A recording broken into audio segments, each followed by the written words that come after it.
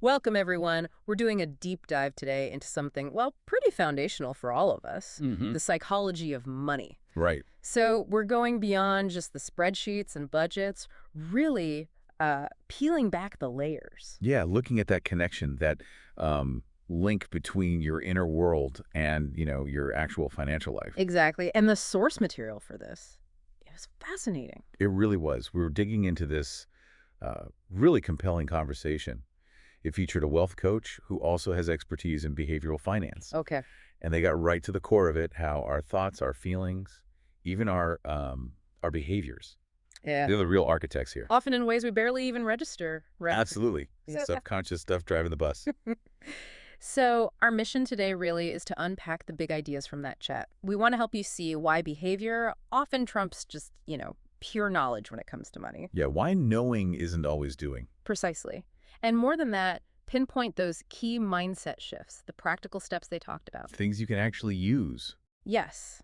To understand what's really driving your own financial decisions, maybe even change things up a bit. Okay, so the foundation. What is this psychology of money? According to the source, it's basically how we think, feel, and act around money. Simple definition, but But the origins are complex. That's what they really highlighted. yeah. It's not formed in isolation. No, definitely not. They pointed to things like, well, obviously childhood, Huge influence. the culture you grew up in, any financial trauma, big or small, Right, that can leave a real mark. your environment, even just the people you hang out with most, they all shape it. And a critical point that came through so strongly was just how emotional money is. It's rarely just logic. Oh, completely. Feelings like fear, shame, that sense of scarcity, maybe guilt, they're often in the driver's seat much more than, rational calculation. Which leads straight into the impact of those early childhood beliefs. This part was eye-opening. It really was. The expert really emphasized how things you heard as a kid, maybe phrases like, money doesn't grow on trees. Said with that sigh. Right. Or maybe something like, oh, rich people are just greedy, things like that. Yeah, seemingly small comments. But if they're repeated or tied to strong emotions, They get lodged in there deep down. exactly. Yeah. And the consequence they described is, well, it's pretty significant. You might end up subconsciously sabotaging your own financial progress later. Because on some level, you believe having money is what? Bad? Or maybe unsafe? Or it makes you a bad person. Yeah. Yeah. Creates this internal conflict. They use the term scarcity imprint. I thought that was powerful. It really lands. And the example was so relatable. That feeling of panic when your bank balance drops below a certain number. Even if you're objectively fine. Right. Even if you have more than enough for your actual needs, it's that imprint, that old fear, yelling louder than the current facts. But here's the hopeful part, and the source was really clear on this. Okay. These beliefs can be changed. They can be reprogrammed. That's crucial. But the absolute first step, the non-negotiable starting point, is awareness. Just noticing. Just noticing. Shining a light on those patterns, trying to understand, where might this have come from? Why do I react this way? Which brings us neatly to that big contrast they drew, scarcity versus abundance mindset. Yes, a central theme. So practically speaking, what does scarcity look like in action, according to the source? It's operating from this core belief that there's just never enough. Right. Not enough money, not enough time, opportunities are limited. It's a feeling of lack. And how does that translate into behavior? Well, it often leads to things like hoarding resources, maybe even information, a constant fear of loss, Makes sense. and definitely a resistance to taking risks, even smart calculated risks that could actually lead to growth. The fear is too strong. Okay, so that's scarcity. What about the flip side, the abundance mindset? That's the belief that fundamentally there is enough. There's always more opportunity, more possibility. It sounds lighter. It is. It fosters a sense of trust. Trust in the future, trust in your own abilities. It encourages looking at things like investment or growth, not just as risks, but as opportunities. Seeing potential instead of just pitfalls? Precisely. You approach things differently. So if someone's listening and thinking, okay, I recognize some of that scarcity thinking in myself, how did the experts suggest you actually start shifting that? What were the tools? Yeah, they offered some very practical things. One was a daily gratitude practice. Simple but effective. Apparently very. Yeah. Just consciously listing every day what you do have. It's not about pretending problems don't exist. Right. But it's an intentional act to kind of rewire your brain's focus, training it to see the plenty that's already there. I liked the reframing they suggested for financial setbacks, too. Ah, yes, the tuition idea. Yeah. Instead of seeing a loss purely as a failure, view it as, well, the cost of learning a lesson. Takes the sting out, doesn't it? It Yeah, helps you actually integrate the learning instead of just feeling bad about it. definitely. What else? Checking your environment. Who are you spending most of your time with? The influence of your circle. Exactly. Are they mostly focused on problems, limitations, what's going wrong? Or are they focused on growth, solutions, possibilities? That has a huge, often underestimated impact on your own mindset. Surround yourself with abundance thinkers, basically. That's the idea. And the last big one they mentioned was investing in yourself. How so? They framed it as the ultimate abundance move. It's betting on your own potential, your skills, your knowledge, your growth. That's an investment that compounds. That makes a lot of sense. It's believing in your own capacity to generate value. Exactly. Which ties into another really important point they raised, redefining what wealth even means. Yeah. It's not just the dollar amount, is it? Not at all, according to this expert. True wealth is much broader. What did they include? Things like time freedom. Time freedom, definitely. Peace of mind, that sense of inner calm around finances. Your health. Strong relationships. Even just the ability, the confidence to say no to things that aren't aligned with you. That's a powerful form of wealth. It really is. It's a much richer picture.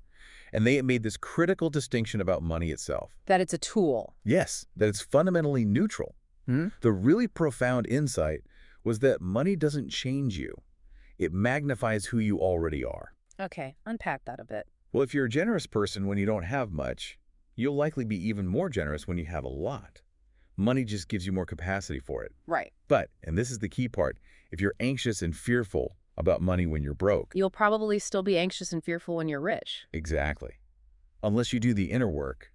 The money itself doesn't fix the underlying anxiety. You have to address the psychology. That's a sobering but important point. So let's get really practical. What kind of daily or weekly habits did the source say reflect this healthier, wealthier mindset? What do people actually do? Well, a classic one, but powerful. Pay yourself first. Automating savings or investments? Yep. Before you even have a chance to spend it. It's not just budgeting. It's like a statement of intent. My future self matters. Makes sense. What else? Tracking your money. Not obsessively. Right, not checking the app every 5 minutes. No, but intentionally. Understanding where it's going. Does your spending actually line up with what you say you value? That awareness piece again. Okay. Delaying gratification came up too. Playing the long game. Resisting the urge for the quick fix or the immediate pleasure purchase? Right. Building discipline for longer-term rewards. And continuous learning. Staying curious? Yes. Reading, listening to deep dives like this one? Exactly. Investing in your financial education ongoingly. It shows a belief in growth. And they brought up the social circle again here too, didn't they? They did. Consciously surrounding yourself with people who have a healthy relationship with money, who talk about growth and opportunity. They used a great line. Your circle shapes your ceiling. Ooh, I like that. Your circle shakes your ceiling. Powerful. Did they mention any specific, maybe less common habits? Yes. One that really stood out was money journaling. Money journaling, like writing about your money. Kind of.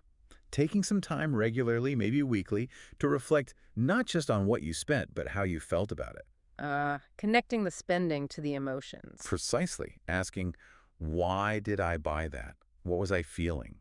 It boosts awareness of those emotional triggers we talked about. And they made the point that your spending doesn't lie. It shows your true values, where your energy is actually going. That feels very revealing, which takes us right into those emotional triggers. Yeah, the impulse buys, the retail therapy. We've all done it, using spending to soothe stress or boredom or maybe insecurity. It's super common. The expert described it as trying to numb difficult feelings with transactions. So what's the way out of that cycle, according to the source? First step, recognize it, just catch yourself. Notice the pattern.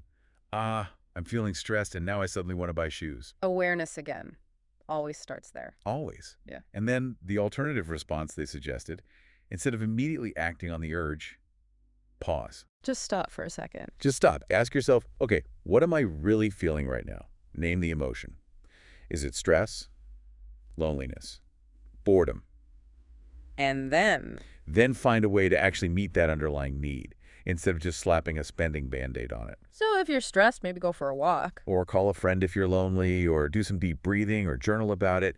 Anything that addresses the real feeling, rather than just trying to numb it with a purchase. It really hammers home that idea. Money isn't therapy. Exactly. We use it that way, but it's not its purpose. The goal, they said, is to use money for alignment with your goals, your values, not for anesthesia. Alignment, not anesthesia. I like that. Okay, another huge piece seemed to be identity. Oh, absolutely critical. Foundational, they called it. How does our sense of self connect to our bank balance? The connection is incredibly direct. You basically won't consistently act in ways that contradict who you believe you are. So if you think, I'm just bad with money, Your subconscious will find ways to prove you right. You'll make mistakes, avoid opportunities. You'll live into that identity. wow. Okay, so that's a trap. How do you change that identity if it's not serving you? It's not overnight, but it's doable. The expert recommended focusing on small wins. Building evidence for a new identity. Exactly. Take small, manageable, positive actions consistently. Each one is like a vote for the new identity. Combine that with repetition and very intentional self-talk or affirmations. Consciously telling yourself a different story. Yes. And they gave simple examples, nothing fancy, like, I'm someone who makes smart money decisions, Even if it doesn't feel totally true yet. especially then. Or even just, I'm learning, I'm growing, I'm changing, acknowledging the process. And the idea is this actually influences your brain. That's what the expert explained. By consciously affirming this new identity, you're essentially priming your brain. It starts to actively look for evidence and opportunities that match that new belief. It helps you spot the chances to act in alignment with it. Fascinating how much the inner game dictates the outer results. It really seems to be the core message. So, as we wrap up this deep dive, it feels like we've covered a lot of ground. What were those main overarching takeaways the expert really wanted to leave people with? I think there are three core mindset shifts that really summarize it. First, wealth starts inside. It's a mindset before it's a bank balance. The internal shift comes first. Got it. Second, scarcity, that feeling of not enough. It's often just a story. A powerful one, maybe deeply ingrained, but ultimately a story you have the power to notice and consciously rewrite. Okay, scarcity is a changeable story. And the third? Third, your financial future isn't about waiting for some lottery win or big break. It's being built, or not built, right now through the sum total of all those tiny daily choices you make about your money and your mindset. Small hinges, swing big doors kind of thing. Exactly. Consistency over intensity. Yeah. And the expert also added this empowering final note. Right. That doing this work, healing your relationship with money, Mm, it's not just about finances. it's bigger than that. Much bigger. It's profoundly empowering.